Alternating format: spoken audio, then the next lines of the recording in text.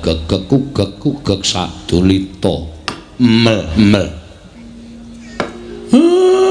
anakku sing tak tresnani anak Anung Hanindita bocah mursid isa mikul dur mendem jero karo wong tuwa aja kandhek ing pangucap nanging ngababaro dadi pakarti Nala Gareng slamet nggonmu sowan ngersaning Bapak Tole tansah pinanganing kawidadan niring sambikala sowanipun ingkang putra Rama kepareng kula ngaturaken sembah pangabektinipun ingkang abdipun Nala Gareng kunjung ngersa paduka Kanjeng Rama Semar semban kula ndak tampa gawe gedhening ati ning wong tuwa ora liwat pangestu ning wong tuwa tampanana Nala Gareng kula pundi nggo jimat paripih dayanana ing kasantosan Kanjeng Rama pangestu paduka amawahana kabagyaning gesang kula gawe bombong ati ning wong tuwa prayogakna nggonmu lungguh sampun boten kirang prayogi Rama Petruk padha slamet sak praptamu Panakawan Petruk anakku panenggak tansah pinanganing kawidadan Pak bekti kula kunjung ngersanipun Bapak iya tak tampa pangestu ning Bapak tampanana kula pundi nggo jimat paripin dayana ning kasantosan ora liwat prayogakna nggonmu lungguh sampun boten kirang prayogi anggen kula ngabiyantara ngersanipun Bapak anakku sing bagus dhewe anakku sing isa njunjung derajating wong tuwa Bagong padha kandir harjo sak praptamu Bagong slamet Semar ora ngajar kancane do pakpek kok kowe kok Semar pangestunipun Bapak wilujeng niring sambikala sowan kula tebih saking rubeda kepareng kula ngaturaken sembah pangabekti kula keunjo Bapak iya Bagong tak tampa pangestune Bapak tampanana Tole kula pundi nggo jimat paripin dayana ning kasantosan amawahana kabagyaning gesang kula Pak iya syukur gawe bombong ati ning wong tuwa dene ora mingkuh lawan dawing wong tuwa titik lungguhan iki anak-anakku tak timbali supaya sowan ning Karang Kadempel dina samengko wis mlumpuk aja kaget atimu dene sak gedhagan iki Bapak kok nglumpukke sangganing para kawula sak padukuhan Karang Kadempel mila ndadosaken kaget raos sing manah kula Pak kersane Bapak niku napa Bapak niku gadah damel pripun menawi kepareng kepedharing kathah dhateng yang putra Nala Gareng kepareng kula nyadong dawuh lan Bapak menika disedya menapa kok benten nglarat ingkang sampun sedaya para masyarakat padukuhan Karang Kadempel dipun klempakaken wonten ing bale padukuhan menika kersanipun Bapak kados pundi menawi dipun keparengaken ingkang putra Petruk nyadong dawuh Pak enten napa Bapak nggadahi kersa napa kok anak-anak ditimbali sowan beda karo adat sabene monggo adat saben niku Bapak nek duwe niat napa-napa niku ora tau taren karo anak-anak ngerti-ngerti wis dadi anak-anak mingkari weruh ning kok ora kaya sagedhagan menika Bapak kok nglumpuhke anak-anak niku kersane napa kepareng ambabaron ingkang sejati ingkang putra Petruk nedya nganglungaken jangga nilingaken karna mastuti sabda tama penggalipun Bapak Semar semanten ugi ingkang putra ragil Bapak kemareng kula nggih nyadong dawuh kagiat raos sing manah kula dene Bapak nglempakaken para masyarakat semanten kathahipun tanpa konsumsi babar blas iya kancane omong apik-apik kok kuwi mesti geseh lho Gong menika kersanipun Bapak kados pundi menapa badhe damel kelaparan menapa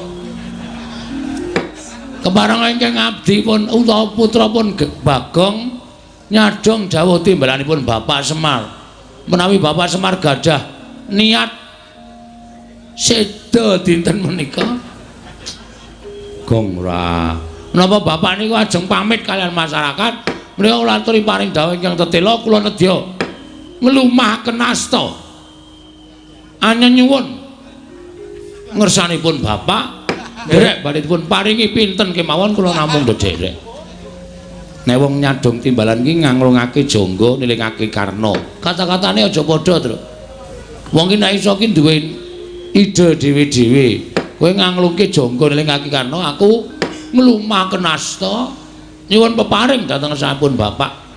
Mugi pareng ambabaron ingkang sejati ingkang putra pun Bagong.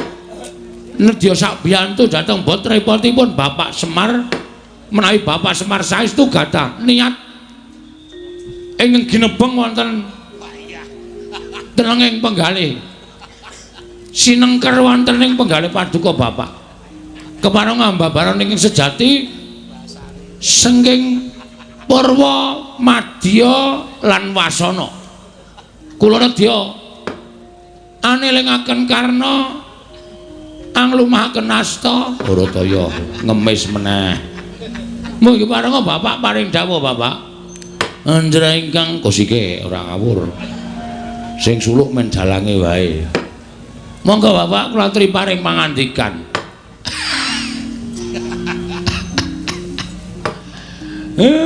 Nek ngrungokke tembunge Bagong ki nek wong ora kulina mesti gampang nesu, gampang emosi. Ning gandeng Bapak ki wis kulina, tembungmu mau malah nglipur atine Bapak. Kene-kene rada maju. Aku tak kandha karo anak-anakku katelune pisan. Nala Gareng Petruk apa dene kowe Bagong. Handra ingkang Puspita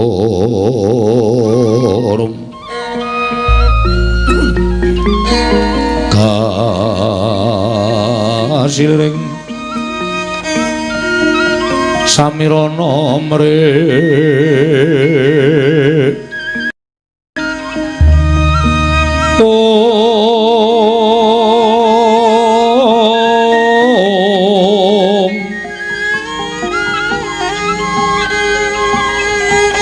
sekar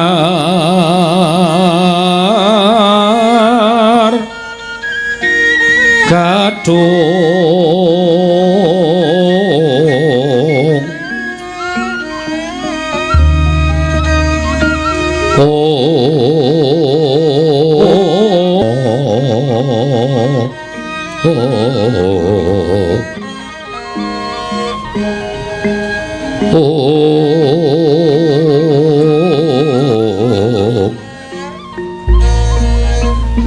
maweh raras renaning driya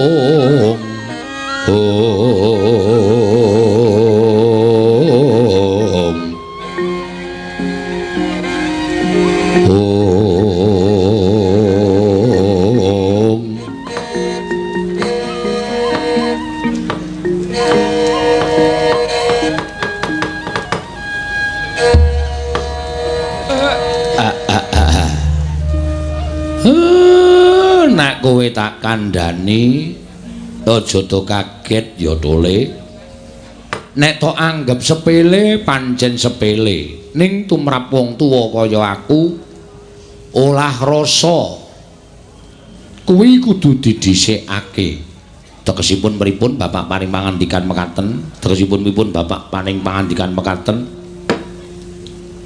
wong tuwa kaya aku ki dikulinake ngonceki marang Sasmita mbuh Sasmita metu dalan sing kepiye ning tumrap Semar pendak-pendak ana kahanan ingkang ora sakbaene mbuh ingkang magepokan kelawan donya ingkang magepokan kelawan uripe Semar dhewe lan ingkang magepokan kelawan kahanan kiwa tengenku mau mesti tak pikir lah ingkang arep tak kandhakake iki olah Sasmita ya kuwi Sasmita ingkang wis ndak tampa metu marganing pasumenan.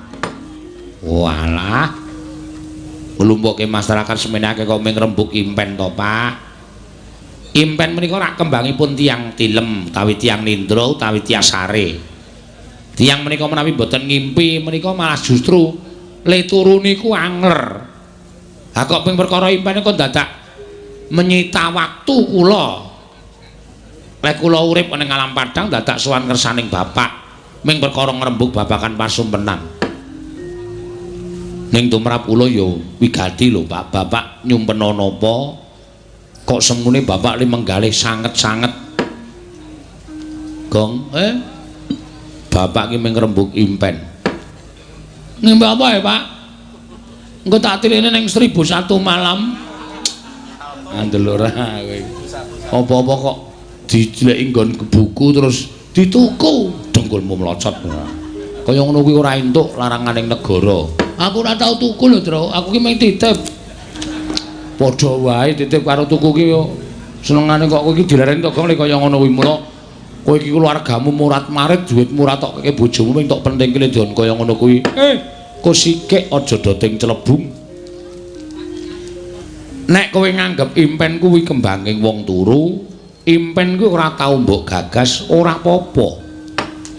Mula aku ngandhake wong tuwa kuwi olah rasa, olah sasmita kuwi mesti padha dipetung.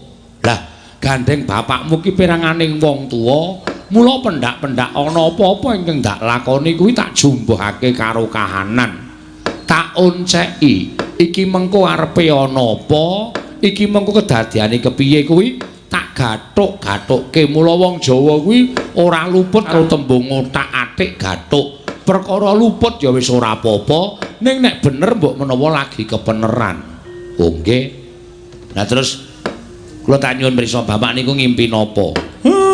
Impenku kuwi klebu impen sing ana maknane. Impen kok wonten maknanipun. Gareng tuwa dhewe ora tau sinau. Sing jeneng impen ki titiyani gandayani puspa tajem utawa kacitra kasudarsana kadara dasih kuwi saben wong wis padha ngerti. Impen titiyani utawa kacitra kuwi wancine jam 09.00 nganti tekan jam 12 bengi kuwi ora wong ngimpi ning wong ketonto. Upamane kaya wong sing duwe pepinginan ning durung iso kelakon nganti kegawa ketonto jroning turu. Kuwi jenenge impen titiyani. Oh. Kaya ngono kuwi kaya terus sajake. Titiyani iki ketonto gong. Wah. Mulane aku tau turu digrujuk banyu bojoku. Mergane aku nyebut jeneng Sumini. Merga aku seneng rodeke ra kelakon Truk dadi kegawa ngimpi. Ha ya kuwi. Kuwi jenenge titiyani ya, Pak? Titiyani. Pepinginan sing ora kelakon iki biasane sok kegawa. Ngono? Heeh tenan ya, tau siji digrujuk banyu, loro ditapuk sandal cangkemku. Ha iya. Aku kedaran karo sindan jenenge Orisa, wo. Nek saiki wis ora meteng Tru. Ana wonge. Ya wis ben. Kuwi titiyane. Lah gandayane iki impen jam 12 nganti jam 2. Kuwi impene wong turu tegese wong turu ki nek ora ngimpi jam 12 tekaning jam 2. Kuwi tegese wong mau wis nglakoni mati suri. Lho iki lho ngelmu cethek ning jero. Ha iya, ayo dikedhok. Mati suri, Pak, mati suri. Lah, impen sing eneng maknane kuwi jam 2 nganti tekan jam 4 utawa gagat bangun esuk. Ujaring piyai Jawa, ujaring piyai sepuh. Wong sing seneng olah sasmita impen sing kaya ngono kuwi eneng maknane. Ning maknane kosok balen. Maknane kosok balen, akeh sing ngandhake, nek ngimpi omahe kobong kuwi bakal entuk rejeki sing akeh. Nek ngimpi omahe woh ketekan wong akeh, kuwi mesti bakale upama percaya mesti bakal nandhang dugita. Luwe-luwe wong mimpi dadi manten. Jarene lho, kuwi cepak patine.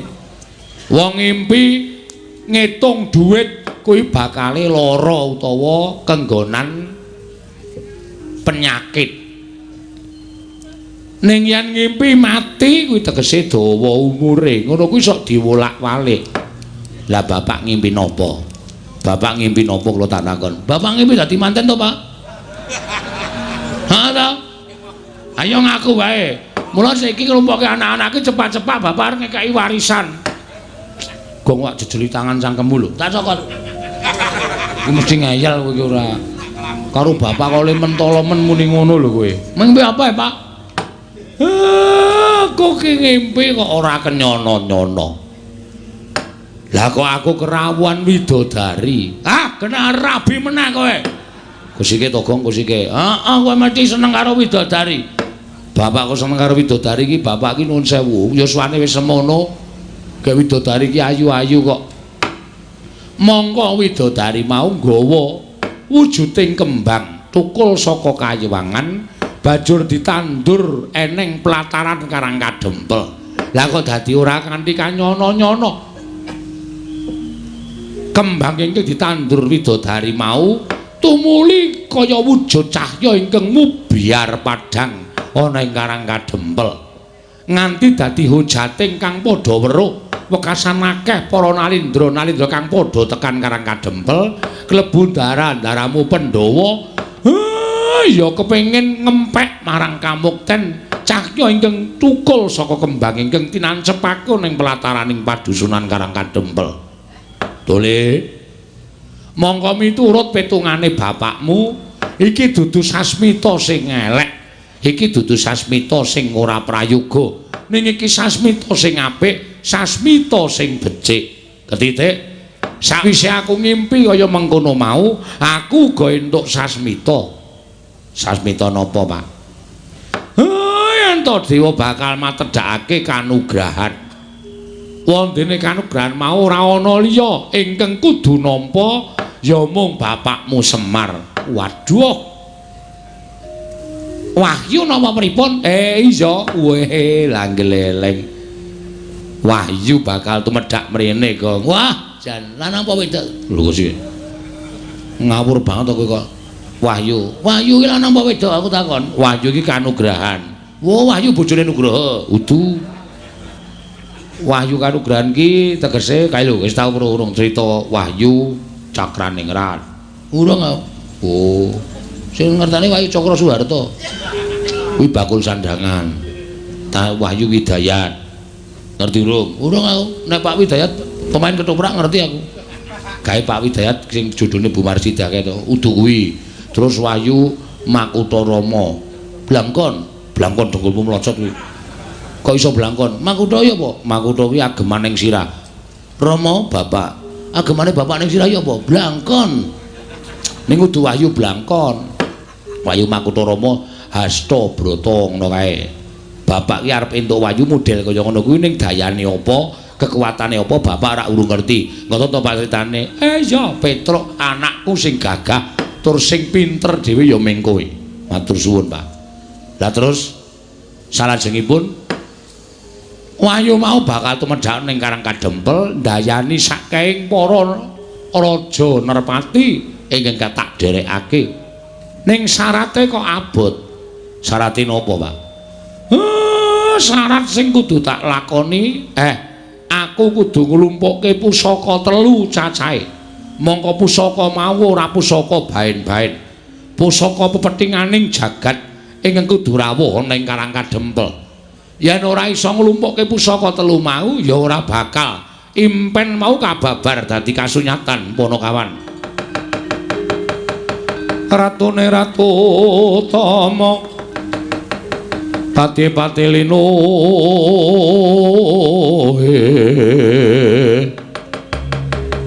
Pranayaka Tyasraharja Panegare becik-becik Parandene tan dadi talyasing kala bendu malah bangkit mangkenan dotra rupita kang reribeti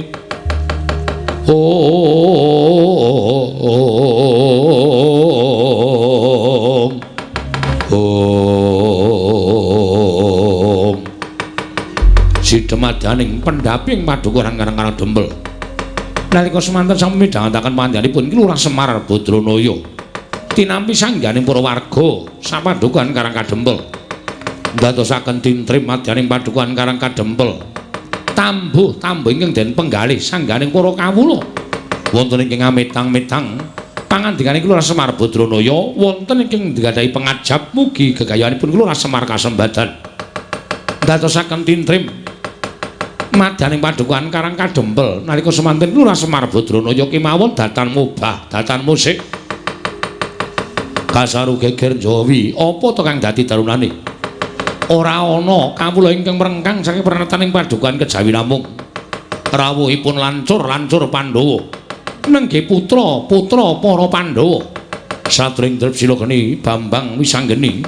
Sumawana Bambang Antasena, Raden Gatotkaca, Raden Abimanyu, miwah Raden Hanantaraja dumrajak tanpa larapan kaya kaget kang samya mulat.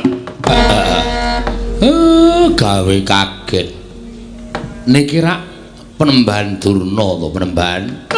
Kandhak mleguduk swalu gembol Semarante. Awela. Iya, aku Begawan Durna Semar.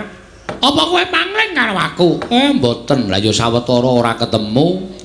Sing jeneng mripat tuwa niku rak kudu gagap to Penemban. Loh, ya wis ora jeneng mokal wong dasare umurmu karo umurku ya wis tuwa tenan. Wilujeng Penemban. Slamet tek aku Semar niring sambikala praptaku. Salam taklingku katur marang kowe ya Semar. Nggih kula tampi. Penemban bekti kula kunjuk. Nala gareng natampa pangestuku Tampanana. Lho nggih. Bekti kula kunjuk Penemban. Oh Petro Kantong bolong natampa pangestuku Tampanana. Lho nggih. Sanget anggen kawula dadosaken jimat. Bekti kula kunjuk Penemban. Oh Bagong iya. Pangestuku Tampanana ya Bagong. Lho nggih. Sangat anggen kami dadosaken jimat dipun sekecakipun anggenipun lenggah. Wis ora kurang prayoga praptaku ning Karang Kadempel. Eyang aku ngaturake bekti kunjuk. Lho, iki sapa iki? Aku Wisanggeni Eyang. Oh, Wisanggeni ya putu. Pangestuku Tampanana ya Wisanggeni. Tak gegem dadekake jimat. Slamet Mbah Kakung. Lho. Sapa iki? Aku Antasena. Oh, Antasena putuku kowe. Pangestune Simbah Tampanana ya, Nger. Ndak gegem dadekake jimat Eyang bekti kula kunjuk. Suarane kaya Gatotkaca iki. Kasinggihan mekaten. Pangestuku Tampanana ya tetuka. Kula pundi nggo jimat Eyang bekti kula kunjuk. Iki sapa? Kula pun Antarja. Wah iya Antarja. Pangestuku Tampanana ya Naga Baginda. Kula pundi nggo jimat paripin dayaning kasantosan Eyang bekti kula kunjuk. Oh iya. Anu sapa iki? Janaka. Sanes kula Abimanyu. Oh, Abimanyu putuku cah bagus.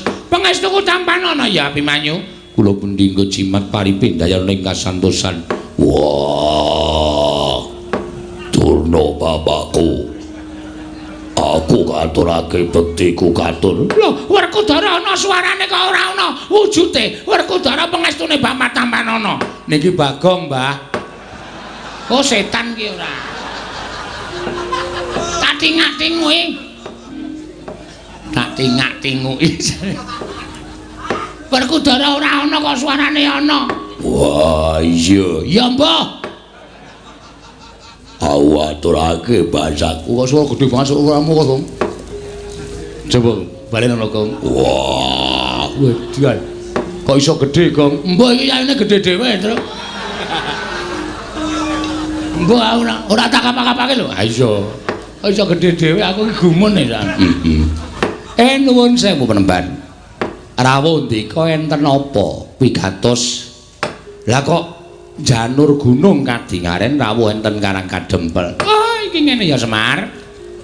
Mlataku nang Karang Kadempel kuwi ora saka karepku dhewe. Nanging pancen aku diutus dening anak Prabu Duryudana supaya aku sowan ning Karang Kadempel ingkang wigati kowe tak kandhani. Kowe tak kandhani ya Semar. Kaget penggalihku duk nalika semana aku tinimbalan dening anak Prabu Ngastina. Lan aku diparingi dawuh yen to anak Prabu Ngastina nampa sasmitaning dewa, yen to jagat iki bakal ketiban kanugrahan. Wondene apa ta wujuding kanugrahan mau? Ora dingendikake dening dewa ingkang paring sasmita kalawan anak Prabu Duryudana. Nanging mung diparingi dawuh yen to Ngastina kuwi bakal saya kuncara anjayeng bawana. Yen to linenggan dening Semar Badranaya ora ketang mung telung kedheping netra. bebasane ora ketok ngomong sak siring bawang sak umuring jagung sak uruping damar. Kuwi Ngastina bakal dadi negara ingkang kuncara jagat ingkang keberbegen marang kumandange negara Ngastina. Mula tumuli anak Prabu Duryudana utusan karo Begawan Durna ingkang wigati sawana ning Karang Kadempel. Dene wigatine kepengin boyong kelawan kowe Semar. Mula praptaning Begawan Durna ning Karang Kadempel iki kadhake sangganing para Sata Kurawa ing wis jangkep gawa tandu jempana joli-jolan bakal binoyong marang negara Ngastina. Ora ketok mung tuleng kodheping paningal kowe rawuh ning negara Ngastina ya Semar. Kowe prapta ning negara Ngastina. Monggo anak Prabu Duryudana wis paring dawuh karo aku, Bapak Durna, menawi Semar kersa rawuh wonten ing negari Ngastina, nyuwun menapa dipun paringi. Menawi perlu nyuwun brana picis, nyuwun wujuding brana picis, hargya kencana jamrut hergeni dipun paringaken dhateng Semar Badranaya. Nyuwun pinten gerobak, pinten kereta, menawi perlu Karang Kadempel menika dipun guruki nganggo brana picis. Ngono ngendikane anak Prabu Duryudana. Mula Semar prataku ning papan kene kuwi ibarate kaya dene dewaning kamulyan. Ingkang bakal menehi kamulyan marang kowe lantaran anak Prabu Duryudana. Kowe rawuh sedhela wae ning negara Ngastina, balimu uripmu bakal mubrah-mubruh, uripmu bakal mulya, uripmu bakal ora kekurangan apa wae. Malah ngendikane anak Prabu Duryudana nek Semar gelem ning negara Ngastina sak lawase bakal pinaringan pangkat nujum paranpara ana ing Praja Ngastina, kowe bakal mukti ngawibawa Nyakrawati Mbau Denda. Omahmu ora bakal kaya ngene wujudane. Oh, Semar, kowe iki mesakake temen kok. Uripmu sarwa ngrekasa. Coba kowe ora ketemu aku pirang puluh taun. Mongko saka wewayanganku, kowe ora ketemu aku pirang-pirang taun kuwi bayang aku lho. Omahmu kuwi wis apik, omahmu kuwi wis becik. Ning kok panggah kaya ngene coba. Pendopo nek le pendopo ning payone ana gendheng, ana seng, ana plastik. Apa kaya ngono kuwi wangun pendopo? Tur ing atase kowe iki abdi ning para Pandhawa lah kok iki rak lincak biyen kae ora ganti-ganti. Nganti dilemeki triplek barang. Uripmu kok kaya ora kepenak to Semar? Mula iki ana kalodhangan. Yen kowe gelem sowan negara Ngastina, apa kang dadi gegayahmu bakal kasembadan. Nek perlu omah iki dimbrukke, kowe mbangun sing anyar. Bangun sing anyar. Prabaya ora saka kowe. Nanging saka negara Ngastina bakal dicukupi. Kowe pengen bangun omah wujud kaya ngapa? Omah sing kaya kepiye? Bakal kasembadan. Waton kowe gelem sowan negara Ngastina. Kowe kandha. Kowe njaluk sandangan cara kepiye? Kowe sesuweng ora mung suweng wujude lombok abang kaya ngene ketok peng-pengke. Kowe nganggo suweng sakurungan jago dumadi saka inten bakale kewer-kewer kupingmu. Ning mesti bakal kelakon. Mula kang saka kowe Semar ayo ta. Aja nganti kowe mikir kaping pindho, aja nganti kowe metung-metung bola-bali. Iki kalau jangan kowe entuk kamukten. Kowe entuk kamukten. Nek yen kowe ora gelem tak boyo marang negara Ngastina. Oh, Semar. Anak Prabu Duryudana wis paring dawuh karo aku, Bawa Durna, sagedhakan menika panjenengan boten saged boyong dhateng Semar Badranaya. Ginanipun menapa panjenengan kula sembah? Ginanipun menapa panjenengan dados pujangganing negari Ngastina? Ginanipun menapa panjenengan kula sembah-sembah minangka guru kula? Mboten wonten ginanipun. Menawi namung boyong Semar kemawon panjenengan boten saged ateges Durna menika namung pendhita ingkang mboten wonten nyatanipun. Buktinipun kawon kaliyan Semar Badranaya. Mila tinimbangane aku ngosin bali marang negara Ngastina, paripaksa aku ngrudha peksa karo kowe Semar. Yen kowe ora gelem tekan negara Ngastina, tak rudha paripaksa. Bangga bakal tak rampungi, budi bakal tak sembadani. Apa sing dadi karepmu bakal tak wujuti. Rupak wani, jembar wani, padangane wani, petengane apa meneh Semar.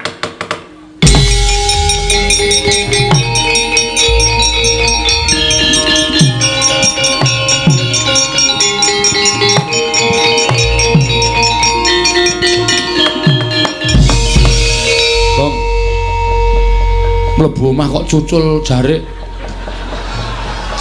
katokan training ngono maksude piye? Ora ngerti aku nek nesu ngene iki, Tru. Oh, mergo nek kebelet meng kari plotrok. Dengkulmu mlocot ora. Saya Tru meneng saya Tru tak mangsuli Durna. Oh iya. Kok kaya ora kepenak omongane. Lha ora kepenak nggon ngendi? kok arep jiat karo Semar, arep maksa karo Semar ya anggepe dhek iki nang kene iki apa? Ya bener nang negara Ngastina iki dhek iki pujangga, nang Ngastina dhek iki wujude guru ning para Kurawa. Nang Ngastina dhek iki pendhita. Nek nang kene iki dhek iki daya, kudune ngormati karo situan rumah. Ora daya kok drangap-drangap cangkeme kok kenek. Sak penake dhewe ora. Lho, iki ngapa Bagong kok ucul klambi, ngetoke tatoku. Waduh. Endi tatomu? Iki nang lengen iki. Ula kok gubet gelas. Kuwi gambar apotek kuwi ya. Apotek nggo tuku bios, nggo bios. Cengelmu ki apa? Gong ora ngawur gong. Men aku emosi aku. Aku nganti bapak kok nganti ame dipameri brana picis derajat pangkat iki. Bapak iki nek gelem duwe derajat pangkat, nek gelem duwe drana picis, wis biyen-biyen tak omongi. Aku wis rasa aku kerawan anak-anak Pandhawa ki karang kadempel ayem, tentrem, manyes. Arep 39 derajat. Ning kanane dadi ayem, dadi sejuk. Kaya ana Esa. AC kok. AC kualik ora. Heeh. Anggepe rumangsane apa? Nang barang ketekan Durna kok saka 39 derajat kok rumangsaku kaya ngedep geni dadi 45 derajat. Muntum-muntum ning ngendas. Omongane ora enak. Omongane mesti gawe geger, omongane mesti gawe kisruh. Mbok sampean ki sadar menemban. Sampean ki pendhita lho. Sampean ki wis gelem nganggo serban, nganggo kethu putih. Kuwi sing suci aja mung sandangamu putih tok, ning atimu ya suci ya. Atimu ya resik kok. Nek sandangamu kaya ngono kuwi tak sebutake kowe pendhita ndok bosok kowe. Jabamu putih, jeromu mambu. Ora ana gunane sampean dadi pendhita. Meksa karo kawula cilik, apa mbok anggap Semar ki blereng karo brana picis? Ngene Bagong kowe aja nesu karo aku. Yen kowe iso mbujuk karo bapakmu Semar, kowe barang bakal entuk dhuwit, kowe barang bakal entuk derajat pangkat. Aku ora mendem derajat pangkat, Dur. Aku nek wis gelem duwe derajat pangkat ya wis pilihan iki wis dadi wakil rakyat aku. Nek ora gelem aku seneng berkesenian kok. Aku seneng budaya kok. Ngono. Nggo ngapa? Aku sapa sing arep mekarake kesenian, sapa sing arep akeh budaya?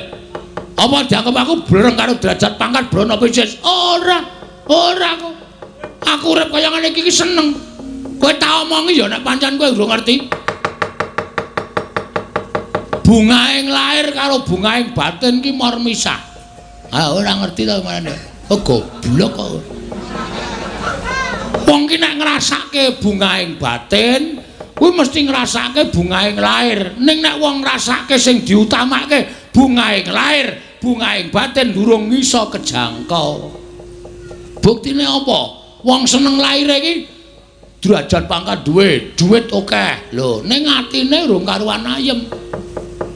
Omahe nggo nyimpen duit ben dina ben bengi ping celingak-celingmu. Nek tanggaku mbrobos kene, nek tanggaku mlumpat tembok njukuki dhitku, anane ming suudon. Mongko wong curiga kuwi dosa. Anane ming numpuk derajat pangkat, numpuk bono picis karo numpuk dosa. Ning wong cukup kaya aku ngene iki. Tak omongi ya. Mangan sedina ping pindho tak gawe tentrem, tak gawe ayem, pancen rejekine sing gawe urip tumrap Bagong ming semono. Ning tak gawe wareg arep ajane ngintir-intir. Ning sing penting atiku seneng anakku iso mangan, bojoku iso mangan. Ora nyimpen brana picis kokean sak madya. Ora curiga karo kiwa tengene, ora keweden nek dibobol, ora keweden nek dicolong. Ayem matine. Ngono. Apa mbok anggap urip nang alam padang ki sing utama ki ming bondo donya? Ya ngono wae piye. Sabar kok, sabar kok. Watuk ya aku ya ora apa-apa, ora apa-apa. Tangane, mah. Tangan berita nggo idu ora. Padahal ora kowe. Lah nek sagedakan iki arep mboyong karo Semar dengan cara memaksa. Itu Anda sudah melanggar hak asasi manusia. Anda sudah melanggar kemerdekaan setiap insan. Wah, edian. Bagong ngomongane apik tenan. Aku wis 8 Oh. S ki ming tekan 3, S3. Aku wis 8 kok. Apa kuwi? Sinten sumerep silit sapi lagi suwe ya. Pak Toto ndasmu lho kok. Kuwi mung ngomongane cah cilik-cilik kok nggo dagelan ora. Kula kelas kali kula keling. Kacuk kula keling-keling. Heeh. Hah? Aku arep mengimbangan iki karo Brana Picis nang kene salah nggon kowe. Nek kene arep amer Brana Picis boyong karo Semar. Anake ragil sing ora trima. Lho, ning ngono kowe wani karo Bagawan Durna. Wah, lah ora tau ndelok wayang kok. Nek ndi-ndi Bagong ora wedi karo sapa-sapa. Bagong karo Durna ya wani, karo Sengkuni ya wani, karo Duryudana ya wani, karo Pandhawa kala mangsa aku ki wani. Kowe wis tau ngerti lakon Bagong Gugat durung? Dewae tau sak asik. Nek urung ngerti nanggap. Ora mung ngenteni lek ku crita, tuna aku. Apik kuwi gayeng, dewae morat-marit tak sikat kabeh. Aku mung Durna. Apa itu?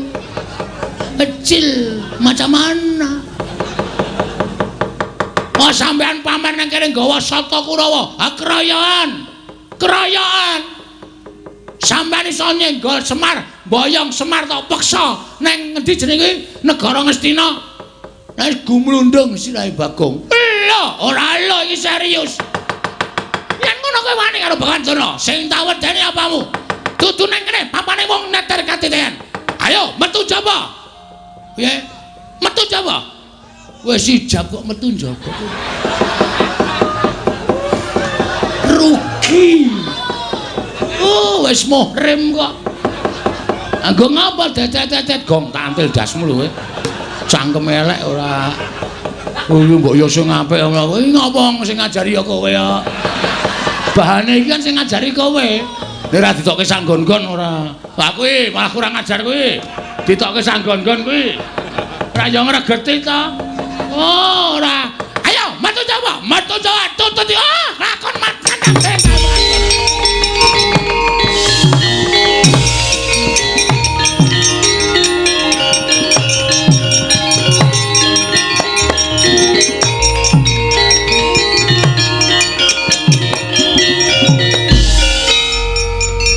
pancen cah siji iki pancen demit.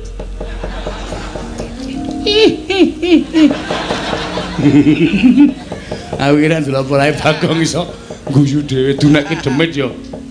Lho kirik.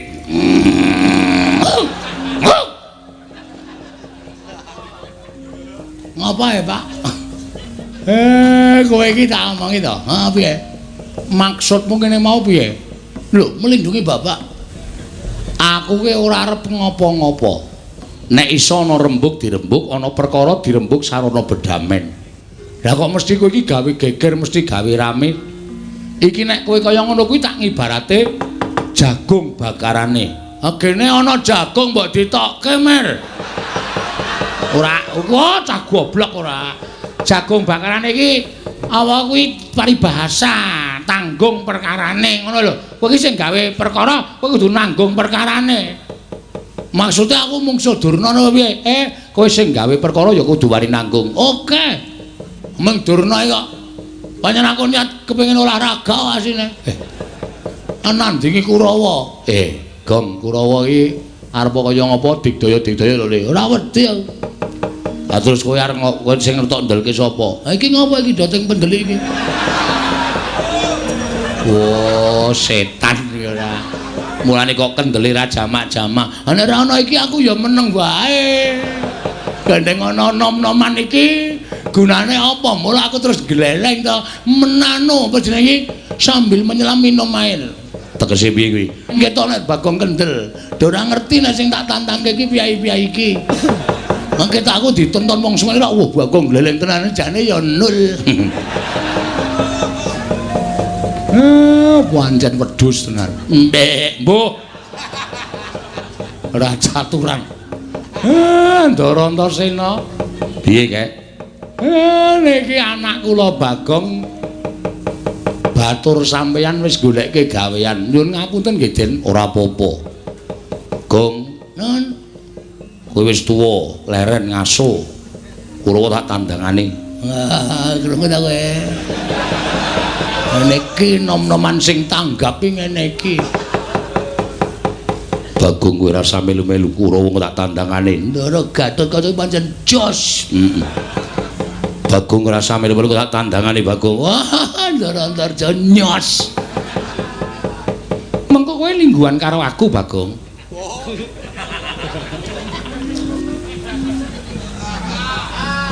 Piye, Gong? Iki ra patek otop iki.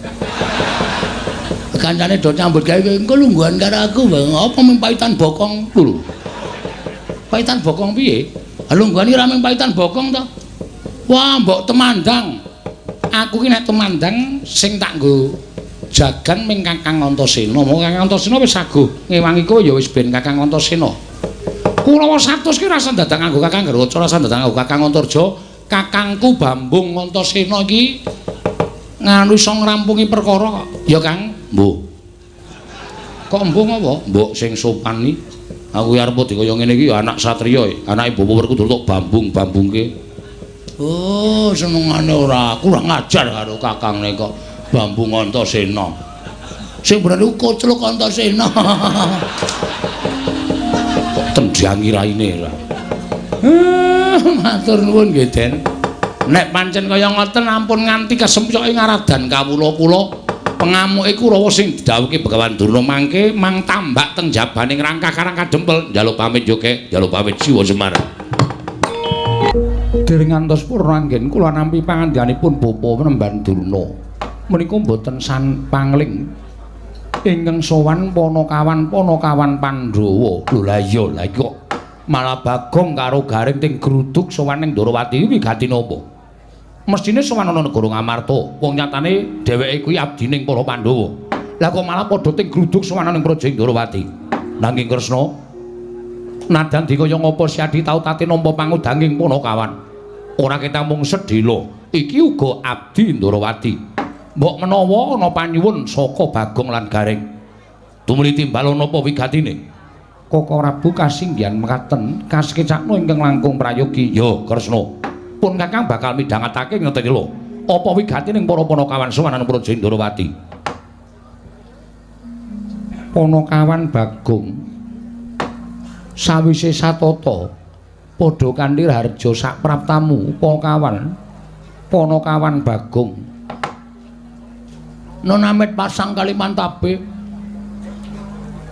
tinebena ing ladune Demawahing Tawang Towang sinuwun kepareng kula ngaturaken sembah sumungkeming pangabekti kula kunjuk sandha pepodo paduka Gusti kula ingkang sinuwun Pusang Prabu Sri Bathara Kresna. Iya Bagong ndak tampa ora liwat ngestuku tampanana kula pundi nggo jimat paripen dayanana ing kasantosan prayoga nonggonmu lungguh. Nun inggih sanget anggen kawula ndadosaken jimat. Kok ora Garing ingkang eneng ngarep. Antaraning kowe karo Garing kuwi tuwa Garing mestine ingkang munjuk atur luwih becik lamun ingkang sepuh. Garing niku nembe kening penyakit gejala bisu. Lho, Garing kuwi nggih nek omong klera-kleru nek omong kecethat-kecethet mengke ndak malah ngleling semi niki dalam rangka terapi supaya mari cangkeme. Mbok sik apik to, Gong. Urung-urung ae. Kowe kok sak tembung-tembung kok nglarake ati. Lah gene iso guneman apik. Nggih, niki nek apik guneman ming pisan pindho, mengke nek kesuwen gagap. Ha cilaka nek nganti gagap, wah ngisen-isen ke mula kula mawon sing matur. Iya iya wis ora dadi ngopo. Kowe karo Garing padha wae. Sami mawon. Sami-sami abdi negara Ngamarta lan abdi panjenengan. Sinuwun Prabu Sri Bathara Kresna. Iya Bagong. Nun nggih. Sapa iki? Kok kaya wong kepenyak cengele. Bagong wae padha raja sak praptamu Bagong. Woi, Penemban Durna. Oh iya iya. Lho, Sampean salah alamat. Loh, salah alamat piye? Kudune nek Durna metu niku jejere Ngastina. Niki Ndarawati kok sampean melu teng mriki. Oh, aja kleru penampa, Bagong. Aku sowan nang Praja Ndarawati ana wigati bakal tak aturake marang anak Prabu Sri Bathara Kresna. Oh, mekaten. Iya, iya. Slamet tekamu, wilujeng lering Sambikala. Bekti kula kunjuk penemban. Oh iya iya tak tampa, pangestuku tampanana. Kula pundi nggo jimat paripe dayana ing kasantosan. Gareng kowe padha raja sak praptamu, pangestunipun penemban Durna wilujeng niring Sambikala. Ngandel ora. Kesuwen mesti gagap. Oh tak tampa lagae pangestuku tampanana. Kula pundi nggo jimat paripe. Dayanana. Raos sing batos kuku kula penemban. Wah, isin tenan aku. Sesuk nek aku lunga rasa melu reng. Lah melu ya ora apa-apa.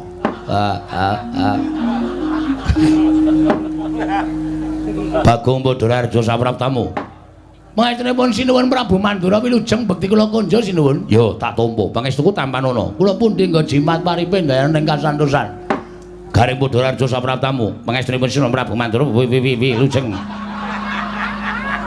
niring Sambikala kepareng kula ngaturaken semut cengelmu kuwi. Sembah pangabekti kula kunjuk. Ya tak tampa. Ya ditambake gareng. Nggih. Kuwi Panakawan wigati. Nek wanci gegojekan, mengko nek kowe kaya ngono kuwi omongane ndak ora cetha ditampa dening para pamirsa. Nggih ngestu ndawuh. Ampun kuwatis mengki kula bakal panu cengelmu pados tamba. Bagong Padhararja sapraptamu. Panjenenganipun Ndara Sencaki wilujeng bekti kula kunjuk. Yo, prayogakna Bagong. Nun inggih. Gareng Padhararja wilujeng Ndara Sencaki. Sik, sareh sik, dileti rada-rada bekti kula kunjuk. Nah, ngono. Aja langsungan ndak gagap. Yo gareng prayogakna. Nun inggih sendika. Rada ado-ado ngono kok ndak gagap. Panakawan Bagong Padhararja sapraptamu. Pate Udawa wilujeng Ndarawati. Bekti kula kunjung nggih Ndarawati. Ya Bagong, pangestuku tampanana. Kula pundi nggo jimat paripe dayana ing kasantosan. Gareng slamet tekamu. Pangestunipun Ndarawati wilujeng. Suwi ora dolan ning Widara Kandhang. Wong nggih wis sawetara wektu kula mboten dolan teng Widara Kandhang. Kaya kenal apa to? Kenapa dengkulmu melacar kowe? Ora ngece ta, Gang? Gareng sing nrimo atine Bagong aja sok nglarani karo kakange. Pangestunipun mboten. Bagong, dalem ana wigati apa sowan? Apa diutus dening bapakmu? Apa diutus dening Pandhawa? Apa pancen saka karepmu dhewe? Sampun dipun keparangaken matur sinuwun. Iya wis tak keparangake. Matur sembah nuwun. Nek wonten lepat atur kula Diagung Pangaksami kepareng ngaturaken lebah Siti Sekul. Kleru kok mempeng. Apa nang biasane tebah kok lebah. Lebah ngentuh bathukmu ki apa? Ya ora nesu. Aku kan Kang wis sama. Sesuk tak setrikake cangkeme. Nangis meneh. Anggerane kok tebah Siti Sekul binung teling ron kelapa. Apuren ta mbok bilih wonten lepat kula nggih kula munjuk atur kersa Paduka Sanata Prabu Sri Bathara Kresna. Jernyatanipun kula menika namung kawula alit. Jernyatanipun kula menika namung piantun ngandhap papanipun. Iya. Mila kiranging tata krami, kiranging unggah-ungguh kula nyuwun sumunturing Samudra Pangaksami. Wong dheweke iki ora petha matur kok unek-unekke kakangne. Sapa sing ngrenengi? Lho. Baladewa dunekke sapa ngrenengi? Iya Bagong ora dadi ngopo. Mara gage matura, apa saka karepmu dhewe? Mboten. Apa diutus para Pandhawa? Mboten. Apa diutus bapakmu? Mboten. Lah terus diutus sapa? Mboten. Diutus sapa? Ngapunten kula niku ngantuk e. Lho. Ora kena ngantuk. Diampet Bagong. Mekaten nggih. Mboten diutus Bapak, mboten diutus para Pandhawa, mboten diutus Ndara Janaka, mboten diutus sapa meneh ya? Para Pandhawa. Nanging sowan kula menika diutus dening Kang Mas kula. Lho. Kang Masku sapa? Kang Mas kula inggih menika Kakak Petruk. Kakak Petruk ki sapa? Petruk kantong bolong. Meng ditambahi kakake kok bingung. Petruk kantong bolong. Sinuwun. Ngaturaken duta penglawung sinuwun. Lho, duta kongkonan penglawung Rajapati. Sapa tekaning pati? Weh, mboten, Ding. Basa sastra angel tenan. Ngaturaken gedrawasan. Bilih sampun wonten tigang candra menika, Petruk menika sakit sinuwun. Kosike. Urung-urung iki dramane kosike aja kesusu. Petruk menika sakit. Lho. Petruk lara, mekaten sinuwun. Lho, larane apa? Kula piyambak mboten mangertos. Koko Prabu. Nggih. Petruk sakit. Lho, Petruk lara, Bagong. Nggih sinuwun. Lara apa? Lah kok dadi kowe adine, gareng kakane ora mresake karo Petruk iki piye? Goleke tombo, kowe dulurmu. Kok malah do meneng kowe iki? Wah, wis. Iki ngopo ya? Wong lagi dilapori kok wis nesu lho. Lho, aku ki ora nesu. Ning aku ki tresna karo Petruk. Petruk ki ora ketang sithik tau tating ngundang Baladewa. Ning nganti Petruk lara, kowe ora wadul karo sapa-sapa, ora matur karo sapa-sapa. Kudune kowe matur karo para Pandhawa. Ora kok matur ning Dwarawati. Sik ta, niki mboten perkara kula niku njaluk sumbangan nggo nambahke Petruk mboten. Ning niki niku wonten perkara sing ajeng kula aturke sinuwun Prabu Sri Bathara Kresna. Sampeyan kendel sik. Meneng sik iso ora? Hah? Urung-urung kok gawe tratapan. Kene iki wis suwan wis diati-ati. Kene mung omong Petruk lara kok wajane diaposine diramane kaya. Sabar. Hah? Wong urip nang alam donya ki kudu sabar. Sabar ki ana watese.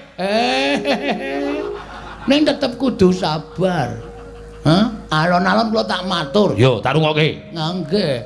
Petruk lara apa, Bagong? Kula mboten ngertos. Dokter niku mboten menemukan penyakitnya. Lho. Dokter ora nemokke penyakite. Mboten. Jaman semanten pun nonton dokter nggih wis ana. Ora apa-apa nggih. Kula gawa teng Pak Mantri niku, Pak Mantri malah men nyedaki bakul kuwaci. Jan wis ora tata. Awong di teri wong lara kok blas ora dipriksa. Malah dhek ngombe obat sedina ping 3 jan wis.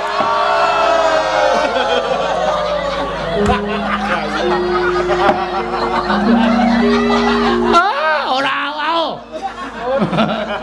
Iki tenanan mau. Serius niki. Iya.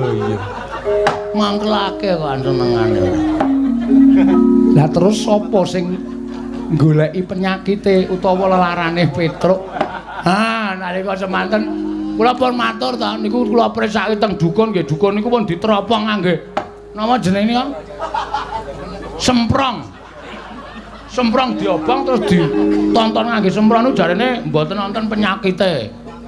Kula Petruk niku biasane nek kumat-kumatan niku nganu vertikal.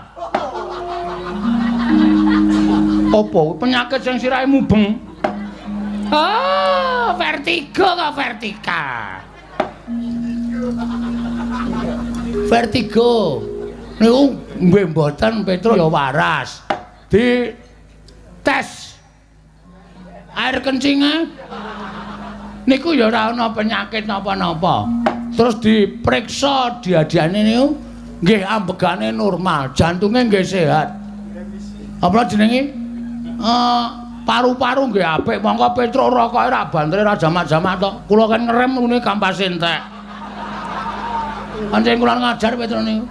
Trombole ngrokok iki direm kampas entek go wis ben blong ya men ngono. Paru-parune ya apik. Terus pengeluaran yo apik. Pokoke kabeh normal. Ah terus kula niku bingung lha kowe jane lara apa ta, Tru? Lara kok mangane biasane sedina ping 3 kok sakniki ping 5. Lho, mangane malah akeh. Mangane malah akeh. Awake saya lemu nika. Kok lara? Ning pancen awake panas. Nek kula demek ngangge telapak tangan niku kira-kira ya 58 derajat. Kuwi panas banget lho, Bang. Enggak. Wong kula bathuke kula nggih goreng tempe barang.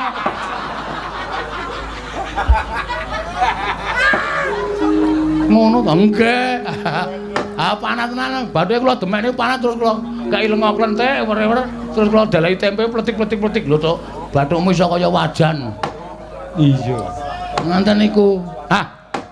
Sawijining dina Petruk nika gelem omong. Lho, Petruk gelem omong nggih. Ah, mbok omong ngono kuwi, Truk. Gong, Reng. Aku arep omong karo kowe. Aku jane ora lara. Ning awakku lemes kaya ora duwe kekuatan.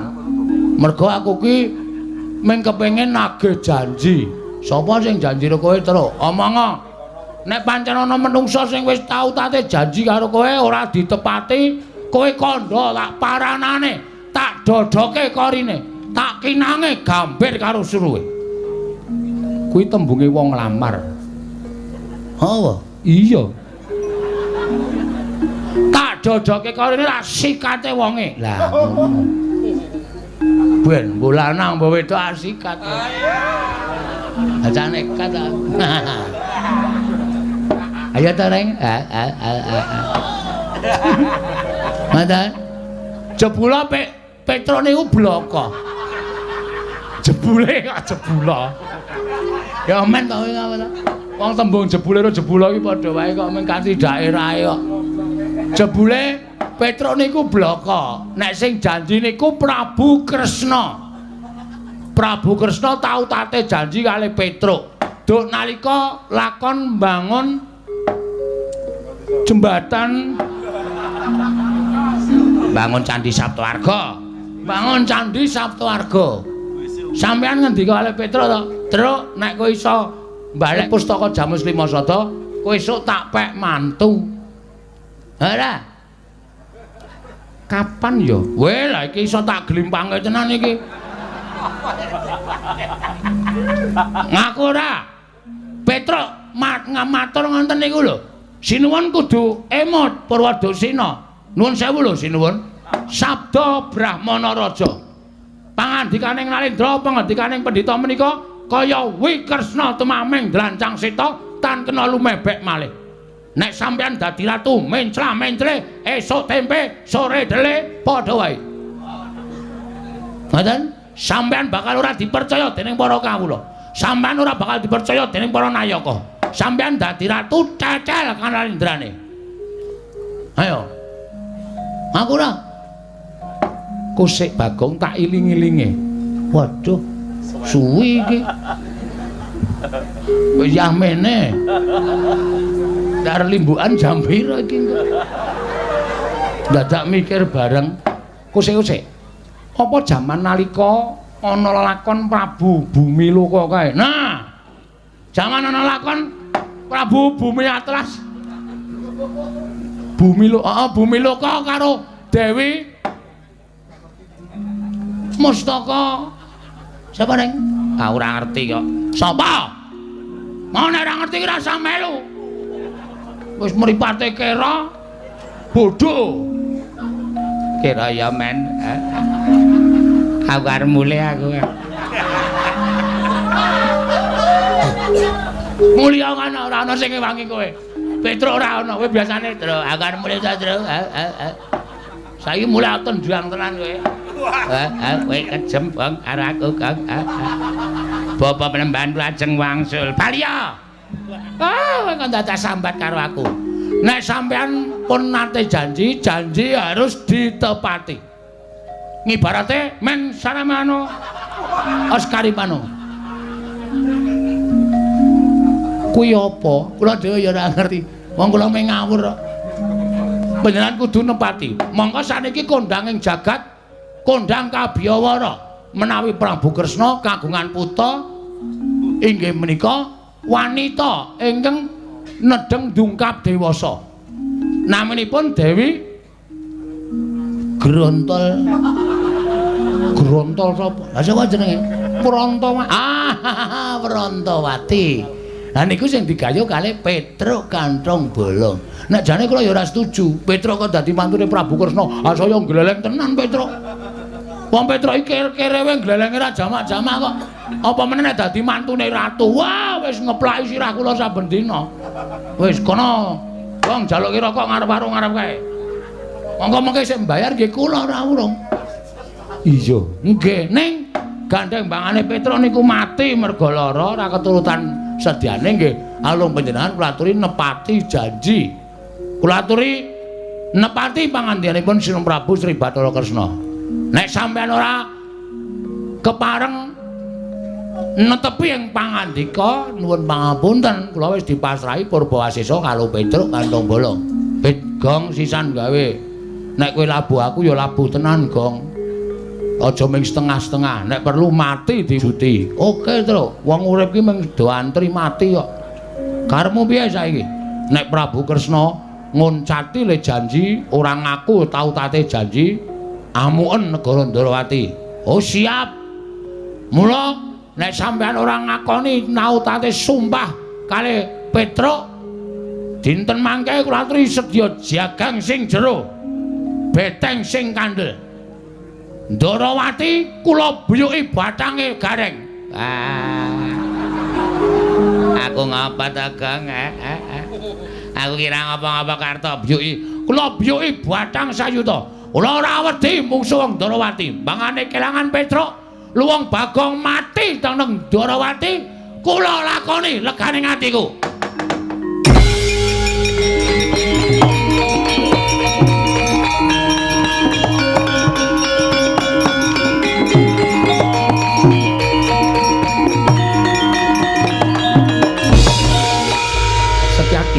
Timbalan.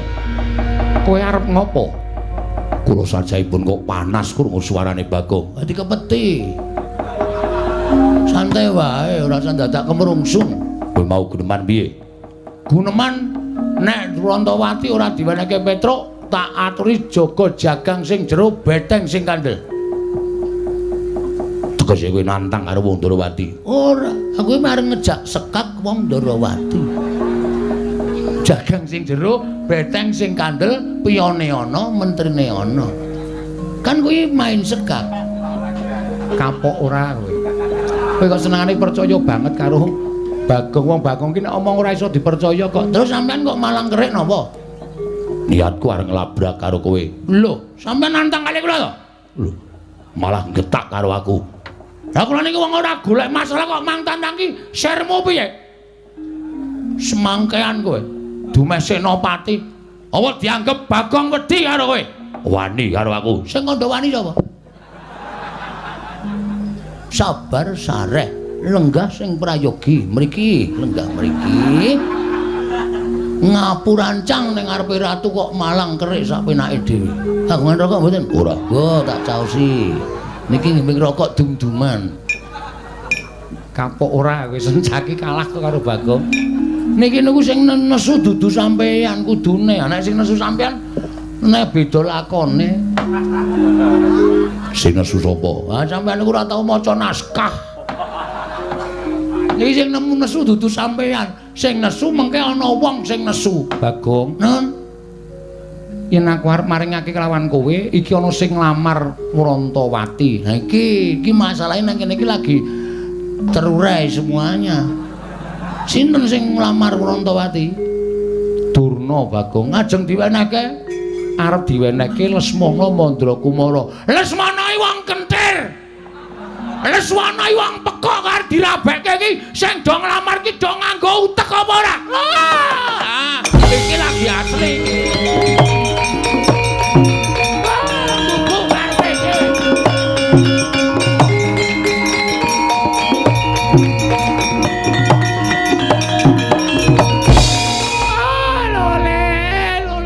Walu gimbal manyar-manyar.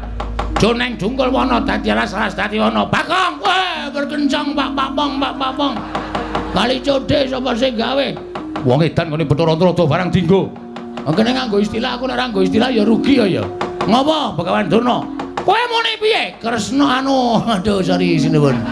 Lesmana wong kentir. Lesmana wong edan. Lho, kowe kok iso ngarani Lesmana kentir ki sababe apa? Heeh, ora. Aku wis apal karo Lesmana wis suwe. Aku wis tepung karo anak Ngastina. Nek anak Ngastina ki pancen Ratu Ngastina mung di anak siji, ning nuwun sewu, anake rada ngene. Anake rada petuk, anake rada kentir. Mula nek Sinuwun Darawati ngrabekke Lesmana karo Wrantawati iki Sinuwun Darawati bakal tegel nampa kesengsarane anak, bakal tegel nyumurupi kasengsarane anak. Mula nek Sinuwun Darawati maringake Wrantawati, aku ora ikhlas. Aku ora ikhlas. Ora ikhlase Bagong. Merga aku bakal kelangan kakangku ya kuwi Mas Petro. Nek nganti ora kelakon dawuh karo Wrantawati, Petro bakal lara. Nek Petro lara, gedene tekaning pati, aku kelangan. Nek ngono nang kene padha-padha ngalape Wrantawati. Saiki ngene wae. Digawe sayembara. Sayembara apa? Sapa sing iso ngalahke Begawan Durna? Bayangan Wrantawati. Dadi iki. Wis gayeng iki. Siap, Reng. Oke. Ora nangis to kowe? Ora. Aku mungsuh Durna, kowe mungsuh Baladewa.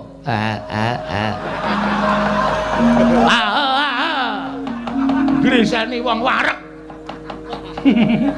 Anggere weruh terus ngrus wetengku ora. Ngono wae Reng, siap. Ora usah nangis. Niki sayembara sampean. Teng pundi pamane wong neter kanthi dayan. Wah, metu jaba. Wah, cundha manik jeblok wetengku. Iki kok ora nesu iki. Kepiye aku Durna wis dadi, Reng, ayo Reng. Digawe muntap, Reng. Carane, Nene, tak jak dialog. Oh iya. Iki sing arep nglamar Wrantawati iki wong loro, sapa wae? Durna karo Prabu Baladewa. Lho, Durna karo Prabu Baladewa. Durna wis tak tantang. Monggo Durna gawe sayembara. Upama Reng, upama piye? Upama Prabu Baladewa ki ngewangi Lesmana piye? Lho, ayo aku abot Petruk. Terus ayo. Terbuat dari kayu? Bukan. Ada rodanya? Bukan. Ditarik kuda. Udah. Ada pengemudinya? Udah. Iki kok malah bedekan ki piye to iki? Iya goblok banget to iki. Maksudmu kok kita kon nesu kok malah ada kudanya nyleprak bathukmu ki piye? Ayo radong kok ya. Ora ngerti kok ya. Sing arep nglamar ki wong loro. Siji Durna, loro Prabu Baladewa. Reng, apa? Aku wis musuh Durna nek Prabu Baladewa melu nesu piye? Wah, Ratu Mandura ki wedine mung karo aku le. Ratu Mandura ki ora wedi karo sapa-sapa ning wedine karo aku. Nek kowe musuh Begawan Durna, musuh para Sata Kurawa ora sadi.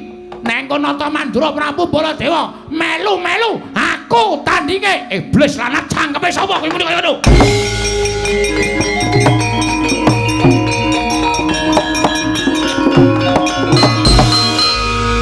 Sapa sing arep nantang Baladewa sapa? Sapa sing arep nantang Baladewa sapa? Diar kowe. Semengane gawe masalah ora. Ayo, Reng. Kowe iki wis tak gaweke dalan, kowe wis sumbar ayo. Ki nek nganti kowe engko ora ono sing wani nandingi Petruk ora kelakon rabi, nek Petruk ora kelakon rabi, Petruk mati piye? Mati mbok men. Oh, tak kandhake Petruk kowe yakin kowe? Gong ora tumbak cucukan. Aku karo Petruk ki sayang kok ya. Ha iki muni, para kawan. Dalem. Sing arep nantang Baladewa sapa? Sing arep musuh Baladewa mau sapa? Sapa?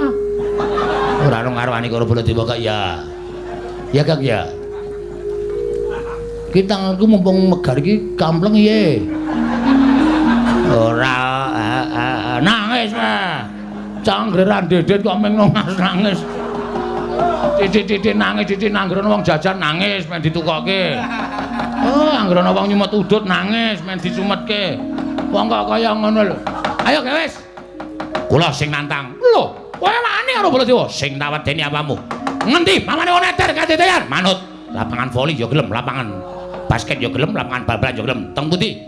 Ajeng lo teter kadedayan pasan boyong Wrantawati. Wrantawati dadi bojone Petruk. Mboten ngeng dadi bojone sapa-sapa. Urantawati dadi bojone Semana Mandra Kumara. Sing kandha sapa? Sing kandha aku.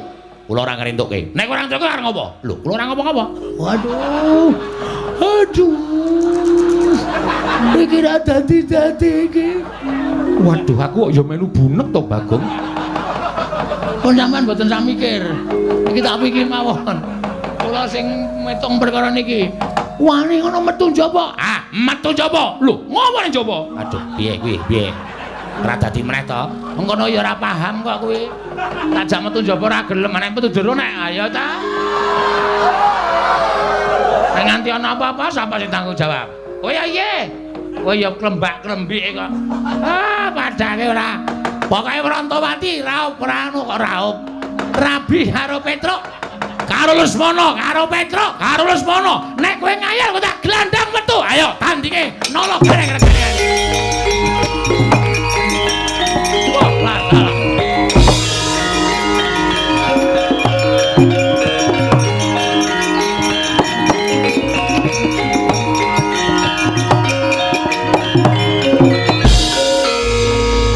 Lah iki piye wong nantang kok ora dirampungi wis padha mlayu metu kok malah do tetenguk. Ha ya alon-alon metu kok dipeksa. Ya Reng, ayo. Aku ya alon-alon. Wis ben. Aku metu karemu ora karemu. Manut karo kahanan pokoke. Wis kono padha budalono nggih ngestaken dawuh. Ning aja gawe kapitunaning para kawula ya Bagong. Ngestaken dawuh nala garing sepuluh aja gawe kapitunaning para kawula. Ngestaken dawuh. Bagong. Nun. Nek Durna sing maju kowe ora usah melu-melu jotosane. Oh siap. Wah, nduk jago siji meneh Reng. Setyaki wonten dawuh. Kowe iki ngopo? Kowe iki ra entuk melu-melu kowe iki rombongane sapa? Piye? Rombongan Jawi. Lah kok melu jotosi karo Durna ki sirmu piye? Sengit. Ora seneng. Engko nek nganti Kurawa ngerti, Kurawa mbelani Durna, Kula ora wedi kurubut Kulawa. yen kok Prabu Baladewa prisa, kowe didukani kok Prabu Baladewa. Nek pancen kudu ngono, kula ora wedi karo Koko Prabu Baladewa. Panjen kuwi ngayal kok. Sakaremu arep wangi Bagong sakaremu ora sakaremu. Ngewangi no. Wah. Neng Apa? ngaso iki awake dhewe. Meng paitan swara iki. Ha iya. Sing temandang Ndara Sencaki. Lho. Ayo ora iso. Aku kehilangan nama. Nek nganti Ndara Sencaki ngomong so Prabu Baladewa, piyai sing padha mresani iki do ngenteni mengko. Jam-jam setengah siji, jam siji engko do ngenteni gareng nek musuh Baladewa iki kahanane kepiye. Ngono. Iki mbubarke apa ya? Struktur. ya wis ning ngono aku ora sida ngewangi. Wah, cangkemmu elek kok, Neng. Iki nek ora sida ngewangi awak dhewe iki nyambut gawe sing tenanan. Ponokawan do metu wis do metu ayo do metu. Wis do metu gak wis? Nggih, yo metu yo. Wis ra entuk rembugan ning jero. Reng ayo metu. Iya ya. Nek ora tak gusahi ndak mengar do omong wae. Anggere muni do omong entuk sambutan kok senenge ra jamak-jamak. Nek ora entuk sambutan kringete dileweran kok. Ngecewe. Iya. Neng iki saiki wis ora usah dadak golek sambutan. Aku metu wis viral. Wah. Sing kandha sapa? Kok Prabu menika Nalindra kok gunemane kaya ning kampung. Aku ngruruti karo Bagong iki lho. Sampun, matur nuwun Simbol. Ya, sing ati-ati nggih. Oh. Lah. Edian tenan. Ora tatanan.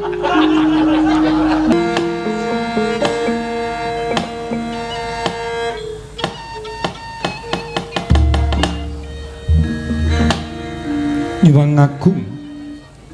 Muga ngayomana marang panjenengan ingsun.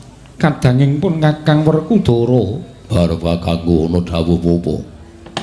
Arjuna wonten maring adawuh. Nah kula Sedewa iki wonten timbalan Koko Prabu. Inggih, Koko Prabu wonten timbalan. Uruhanira ya Dimas. Etungane wong urip ana ing alam padhang, mono sejatine mung telu cacahe. Ya kuwi siji lair, loro netepi kewajiban, kaping telune mati. Mongko petungan nganggo nalar ingkang ganep. Wis mataun-taun Pandhawa nggone urip ana ing alam padhang. Pandhawa wis nglakoni pirang-pirang lelakon ingkang minangka dadi kewajibaning para Pandhawa. Nalika Pandhawa ginarisake urip ana ing alam padhang linairake dening guwa garbaning Kanjeng Ibu. Nalika semana wis tinulis marang kodrate apa ta kewajibaning para Pandhawa dene tinairake ana ing alam padhang. Dening kang angka loro kewajiban ingkang sinangkul dening para Pandhawa sayekti saka petunganing pun Kakang dina samengko wis tuntas wis rampung Yayi. Lire piye mbarep kakangku paring dawuh ingkang kaya mangkono. Wiwit Pandhawa enom muda padha urip ana ing negara Ngastina tansah ginulwentah dening lakon ingkang banget gawe prihatin ingkang padha wuninga nanging Pandhawa tetep ruket marang kewajibane linakonan kanthi tewajuh sabar lan ikhlas. Katemaning Pandhawa entuk negara Ngamarta.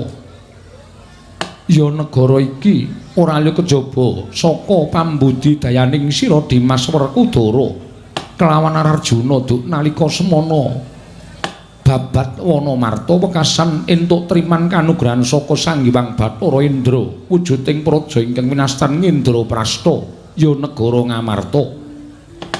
Tetaunan pun Kakang nalika semana minangka dadi pengayemaning praja Ngamarta.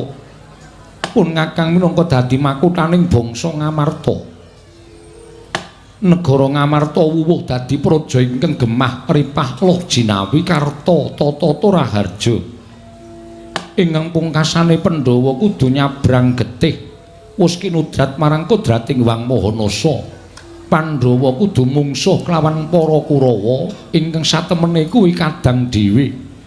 Nglakoni perang gedhe kang winastan Barata Yudha Jaya binangun nadyan para sepuh ngendikake yen to Bratayuda kuwi perang suci. Sapa ingkang ngutang bakal nyaur, sapa ingkang nyilih bakal ngulihake. Ing kono bakal tinandha luwaring punaki sarta luwaring sumpah ing wis diucapake ngantraning Pandhawa lan Kurawa. Dimas nalika semono 18 dina nggonipun Kakang lawan Siadi nglakoni perang Bratayuda. Wisuh getih sedulur ya kuwi kadang-kadangku para sata Kurawa nganti pungkasaning Siadi keduga gawe pepati sarta patining Prabu Duryudana Ngastina dadi kukupaning para Pandhawa. Tumrap ingkang padha wuninga, tumrap ingkang padha ngarani Pandhawa minangka utusaning adil ingkang brasta angkara murka ya angkara murkaning para sata Kurawa. Nanging Yayi uruhanira tumrapun Kakang apa ingkang disebutake para pinter mau sayekti ora padha kelawan ingkang mapan ana ing penggalihing pun Kakang. Dina samengko Puntadewa kaya kebak ing dedosan. Dina samengko uriping Puntadewa kaya nggembol rasa dosa ingkang ora bakal isa ilang selawase urip merga aku mentala nyedani kelawan pepundhenku kabeh. Ya kuwi pepundhenku para sata Kurawa. Yayi dadi wruhanamu ya Werkudara. Kanan ingkang kaya mengkono mau ora isa ndak ilangake selawase urip nganti tekan dina iki. Rasa dosa mau isih mrawasa ana ing penggalihing pun Kakang. Nganti ngancik para Pandhawa wis entuk sasmitaning jawata bilih Pandhawa bakal manjing ana ing alam kamukswan nanging kena ngapa isih sangga runggi penggalihing pun Kakang nggone bakal manjing alam kamukswan jalaran dedosan ingkang ndak sandang tumrapun Kakang iki wis ora bakal isa diapura dening panguwasaning dat kang murweng dat Werkudara. Ose